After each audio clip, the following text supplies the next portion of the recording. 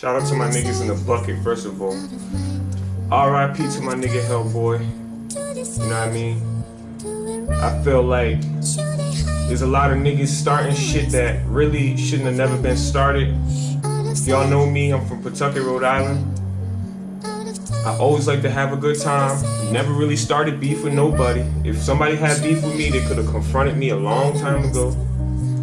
You know, I was always coming around to have fun, laugh, and that's all it was, you know. A lot of people felt that I was trying to hoop and shit, for real, trying to play basketball, but really, like, I played basketball to kill time. Like, I was just doing it because I got tall, you know. I had a little growth spurt, so I was like, fuck it, let's hoop, let's do something, you know. And, you know, because of my behavior in the hood or whatever, from selling drugs, getting arrested with weed, all this extra shit, you know, I really couldn't focus on playing basketball like that, you know. So, I mean, there was times where I'd fucking not even go to school and still come to the games and play, you know. I was doing just a lot of reckless, roguish shit, you know. Taking life for granted.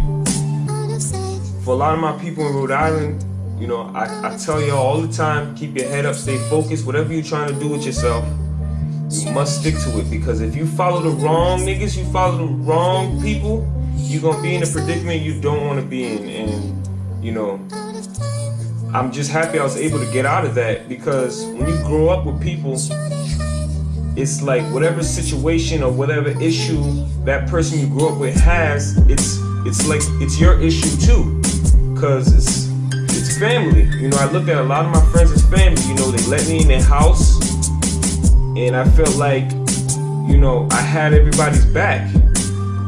Even though I didn't put myself in people's problems, I felt like I was available to help with anything, you know. But I really left Rhode Island just to really look at myself and look at what I need to do as a person to better myself, and not really focus on the distractions. And, you know, after a while, people felt like I abandoned them. But what they didn't realize is I was dealing with a lot of issues with, you know, the law, and I just wanted to better myself. So I just said, you know, let me just remove myself from this situation, go to school in Florida, try to find some type of occupation that will keep me out of jail, you know, and keep me from getting shot. You know, I came to Florida. I had a job in the outlets in Rentham, Massachusetts, and you know, I was a seasonal worker up there, you know, just working. I was getting paid $9 an hour just to make sales, cashier. And, you know, I felt like I could transfer my job to Florida and just better myself here. I came to Florida. The transfer didn't work for some reason, because I guess they just didn't want somebody from out of state or whatever. Which really messed me up, because now it's like, damn, now I gotta look for a job all over again because the job was hating on me. So I had a friend here who looked out for me. He let me stay with him and his people. I mean, really, that situation wasn't the greatest, because I wasn't able to speak to his parents about it. So it was almost like I was sneaking in and out of the house, when really I could have just came forward and told him my situation, and we could have went from there. But because everything was so sneaky, it was like I put myself in a situation I didn't want to be in once again. You know, I left Rhode Island for this simple reason, and now I'm here with the same problem. The friend that I had, he was already messing up in school, so I guess his parents was looking at it like I was the one being the reason why he's messing up. So it was real shaky when I got here in Florida, and I wasn't rapping. I stopped rapping for a long time. I stopped doing music. The last time I did music was with LV, and that was when I was in Rhode Island. LV dropped me off at the bus stop. Never seen him again. Never did music again. I was supposed to be about 5-6 mixtapes in already. You know, the Arsenic Storm 1, 2, 3. I done did music with so many people in Rhode Island, and nothing to show for it. You know, because it wasn't professionally put together. So a lot of the tracks I was recording, they were there on people's computers. People's computers is catching viruses. All material was lost. Nobody really expanded their creations as far as music was concerned. So really I was like, you know what, fuck it then. I don't need to rap. Whatever. Came to Florida. I'm in and out my friend's house looking for a life, looking for a job, trying to figure out what I'm gonna do with myself. And I started to get real homesick. You know, I haven't seen my mother in so long, haven't seen none of my friends. So basically I was in the middle of nowhere. And you know, it started to take a toll on me mentally. Started to break down, kept smoking, didn't give a fuck about what was going on anymore. And shit just went downhill to the point where now my front teeth started breaking. I had no dental insurance. I had no health insurance. So whatever happened to me, I was on my own. Nobody here. Like, it's one thing when you help somebody by letting them sleep in your house, but if you don't know their situation from the beginning to the present, you really are confused with what's going on with that person's life, and you're thinking that maybe this person is using you. But really, I didn't want none of that to happen. And as time went on, shit just kept getting worse. And I felt like, you know, these people are thinking that I'm using them. So I was like, you know what, let me remove myself from this situation. I went up north, but I didn't go all the way to Rhode Island. I went to Allentown, Pennsylvania, to my aunt's house. And my aunt, she's real successful. She's a Liberian singer. If a lot of you guys can recall, her name is Nimba Burr.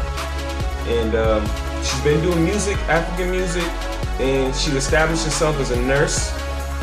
And, you know, I lived with her for a little bit, but the same thing, like, couldn't find a job. I'm in her house, really looking for a job, but because I have no car, nothing, I was just struggling left and right. And you know, from Florida to Philly, shit starts snowing, shit start getting icy, you really gonna suffer. So it was like, wow, like, maybe I need to go back home. Maybe I need to go back to my mother's crib.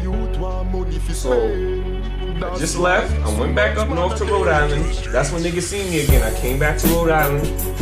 I told them, look, I don't know if I'm gonna stay here, but I'm gonna try. And things started looking up for me for a little bit. You know, I got a job at Dunkin' Donuts. I was working at two of them actually. I was working in Pawtucket off exit 26, or 27 rather, and I was working in Warwick off Jefferson Boulevard. You know, got my little hood whip, started caking up, and you know, she was alright. But then the only problem with that was I was in the hood that I grew up in, so I had a lot of different distractions, a lot of influences that I don't want around me. And I'm the type of nigga who, if I grew up with you and I know you and you ready to hit a lick, you ready to do whatever for this money, I'm gonna put my neck on the line. Because a lot of people didn't realize how real I was, you know. When that started happening, I started running into police again. Started getting arrested with weed.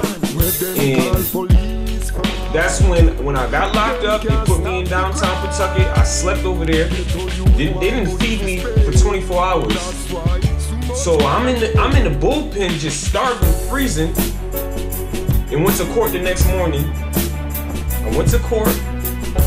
They gave me probation, and I was on probation for a little bit. And I started to think, I'm like, all right, I'm on probation, but yet I'm still in the hood. So how long is it gonna take for me to go back to jail? So I told my probation officer, I'm like, look, I need to get out of this state. I cannot stay in Rhode Island much longer. Never had beef with nobody, nothing like that. I'm not that kind of guy to start problems with people. So everybody looked at me and knew that I just wanted to have a good time. Every time I come around, people ask me, yo, why you always smiling? Why you always laughing? It's because I'm always happy to be around people that I know, you know, that's all it was. And, you know, I started taking life for granted. So I was like, you know what? I'm getting out of here for good. The second time I left Rhode Island, I never went back. It's going on, I want to say 6 years now, since I've been in Rhode Island. And now that I'm back here, you know, I started associating with my friend, you know, and as time goes on, you don't really know somebody until you live with them long enough. And I noticed that there's a lot of issues that they had as a family that was far beyond my control and my power, you know. So I was like, you know what? There's a psychological breakdown between this family already. So by me being in the mix, it's only making it worse. So I removed myself from that situation, been on my own. I suffered a lot. I was even homeless. I was homeless for a little bit in Florida, actually, just so that way I won't be in trouble. I was like, you know what? I'm gonna take the risk. I'm willing to suffer, because it was like shit had to get worse before it got better. You know, time went on. I was like, you know what? All the times that I suffered by myself, I used to create music in my head, create songs, and I looked at the rap game, I looked at the music industry as a whole, and I felt like, you know what? There's people who need my help. I'm Liberian. If a lot of people don't know what Liberian is located on the west coast of Africa. That country's been traumatized for years with warfare and greed. And I felt like I'm in this country for far better reason than just fucking around and getting in trouble. I started going back to music, started expressing myself through sounds. And you know, as time went on, I started going into real studios this time, you know, not messing with people's computers or whatever. Started really making music. And the first song I made that was actually my song, I purchased the beat off of Superstar O. And the song is called Fill Her Up. I made Fill Her Up in May of 2010. I made the song, and it was crazy how I made that song. I found the beat from Superstar O the same night me and my girl had a little issue. Cause I was at work, and there was a model that I worked with. She was sending, you know, pictures of her body, not really naked, but you know, poses of her in bikinis. She was sending it to a lot of my coworkers, and they sent it to my phone. My phone is linked to my Gmail, so I guess one night I had left the computer on and my Gmail was still logged in. I come back home and I turn on the computer. Mind you, my girl's sleeping.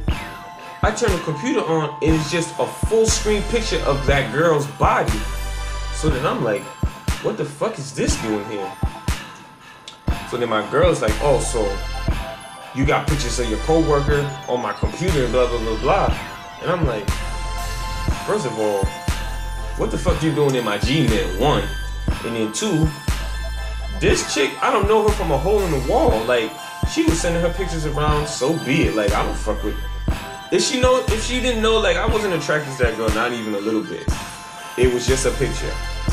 But because she had an issue with that for a little bit, I had to ignore her because I was focusing on my music anyway. So I was like, you know what? Let me look for a beat to make my first single. Found Superstar O. I was feeling the beat. I hit him up, released the beat, made Fill Her Up. Fill Her Up was a song that I was rocking with for a long time. And, you know, it got radio play out here. Whatever. I was making sales from that one song. I was making money off that one song on iTunes, selling the song for $1. It was like, whatever, you know. I'm hustling on my own. And I'm one of those artists who is not going to shine off somebody who's on. I'm not shining off anybody who's already on. Master Storm is Master Storm.